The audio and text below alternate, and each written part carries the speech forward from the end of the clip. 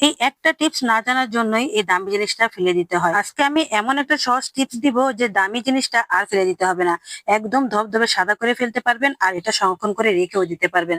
বছরের পর বছর খেতে পারবেন। খুব অল্প সময়ে অনেকগুলো পরিষ্কার করে ফেলতে পারবেন। আর এটা কিভাবে সংরক্ষণ করবেন সেই টিপসটাও আমি দিয়ে দেব, তাহলে সারা বছর খেতে পারবেন। আর নষ্ট হওয়ার টেনশন থেকে একবারই মুক্তি পেয়ে যাবেন।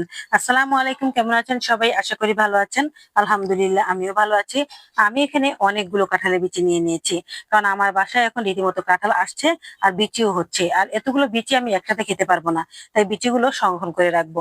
এখান থেকে আমি কিছু বিচি তুলে রেখেছি যেগুলো ফাটেনি।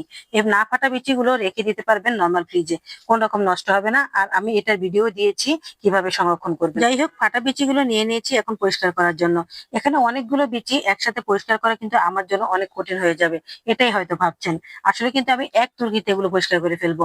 শুধু ভিডিওটা দেখতে থাকুন, তাহলে বুঝতে পারবেন, আপনাদের জন্য কাজটা অনেক সহজ হবে। যাই হোক, আমি এখন সুন্দরভাবে ছুলে নিচ্ছি।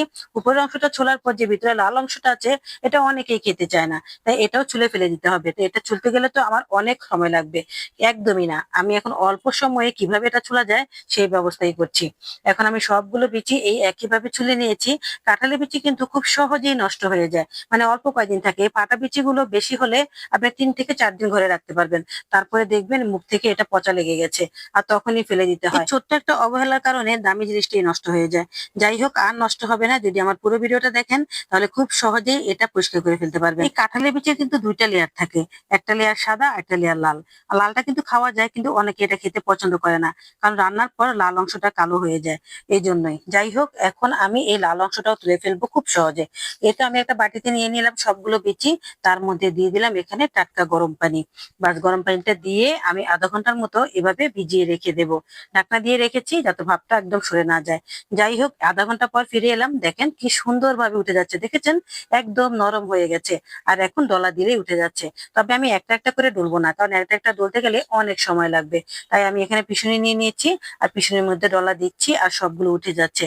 আপনার চাইলে এটা পাটায়ও করতে পারেন। মাঝে মাঝে একটু পানি দিবেন আর হাত দিয়ে ভালো করে ডলে নেবেন, দেখবেন একসাথে অনেকগুলো কাঁঠালের বিচি পরিষ্কার হয়ে গেছে, একদম ধবধবে সাদা হয়ে যাচ্ছে। সত্যি বলতে এই টিপসটা আমার কাছে অনেক ভালো লেগেছে, কারণ খুব সহজেই অনেকগুলো কাঁঠালের বিচি একসাথে পরিষ্কার করা যায়। এই তো খুব সহজেই পরিষ্কার করে ফেললাম, আর এখন ধুলে এটা ধবধবে সাদা হয়ে যাবে। এখন আরেকটা সমস্যা, সেটা হচ্ছে এতগুলো কাঁঠালের বিচি তো একসাথে খাওয়া যাবে না। তাহলে এগুলো কি করবেন? সংরক্ষণ করতে হবে। তো সংরক্ষণ পদ্ধতিটাও এখন বলে দেব। আর এটা কিন্তু খুবই সহজ। এই সহজভাবে সংরক্ষণ করে রাখলে সারা বছর খেতে পারবেন, একদম নষ্ট হবে না। প্রতি বছরই আমি এভাবে করে রাখি, এতে করে সারা বছরই আমি কাঁঠালের বিচি খেতে পারি। আর এই বিচিটা দিয়ে আপনি ভর্তা, তরকারি সবকিছুই করতে পারবেন, কোন রকম সমস্যা হবে না। যাই হোক, আমি এখন ভালোভাবে ধুয়ে নিচ্ছি।